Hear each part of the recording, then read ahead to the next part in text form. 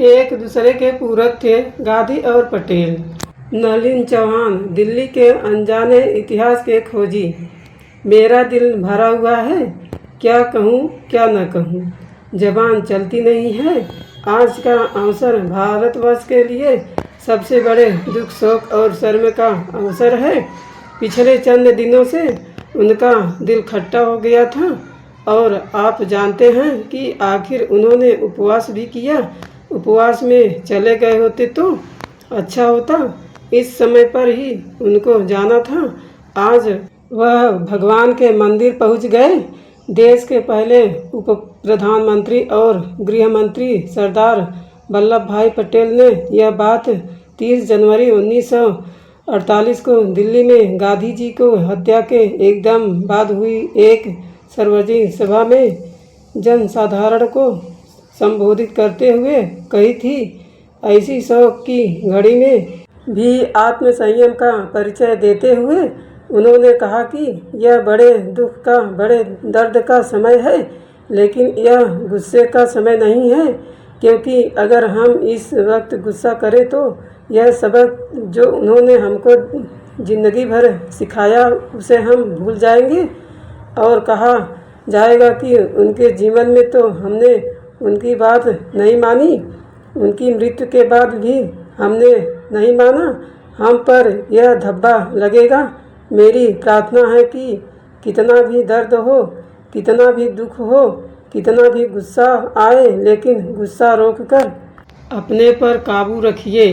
अपने जीवन में उन्होंने हमें जो कुछ सिखाया, आज उसी की परीक्षा का समय है।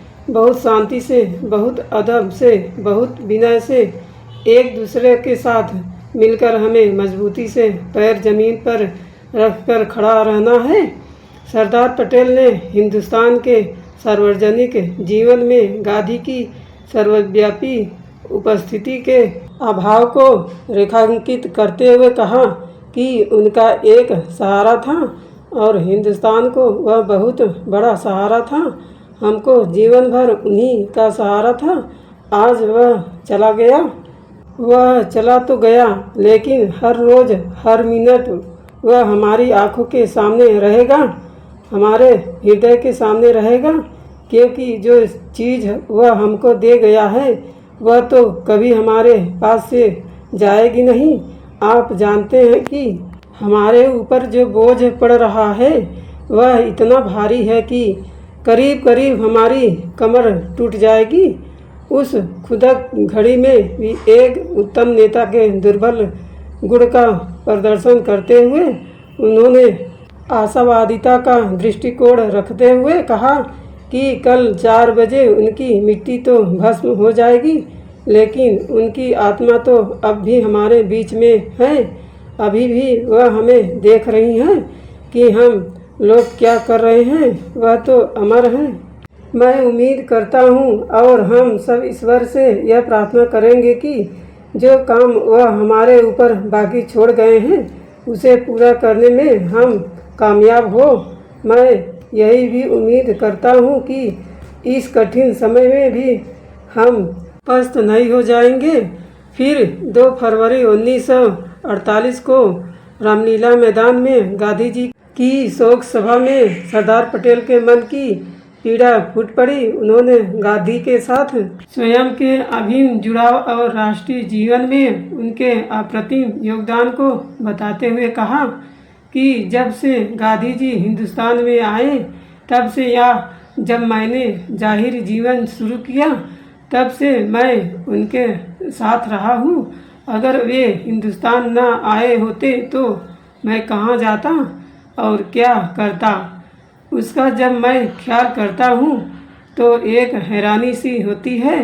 महात्मा गांधी ने कारागार से लिखे एक पत्र में सरदार पटेल के बारे में लिखा था कि मेरी कठिनाई यह है कि तुम मेरे साथ नहीं हो, इसलिए मैं एकलव्य बनने का प्रयास कर रहा हूँ कि जिसने द्रोणाचार्य की अस्वीकृति के बाद अपने समक्ष द्रोणाचार्य की मिट्टी की प्रतिमा रखकर तीरंदाजी सीखी थी। मैं उसी तरह तुम्हारी छवि का स्मरण करते हुए अपने प्रश्न उसके समक्ष रखता हूँ।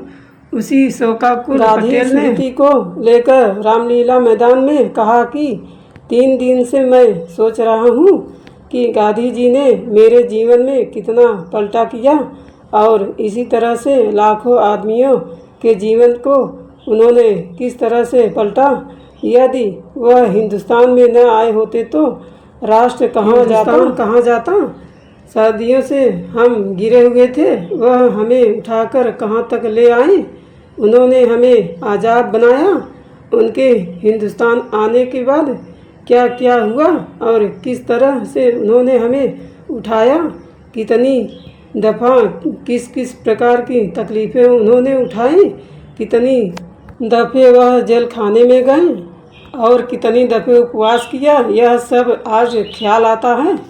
कितने धीरज से वे तकलीफ़ें उठाते रहे और आखिर आज़ादी के सब दरवाजे पार कर हमें उन्होंने आज़ादी दिलवाई।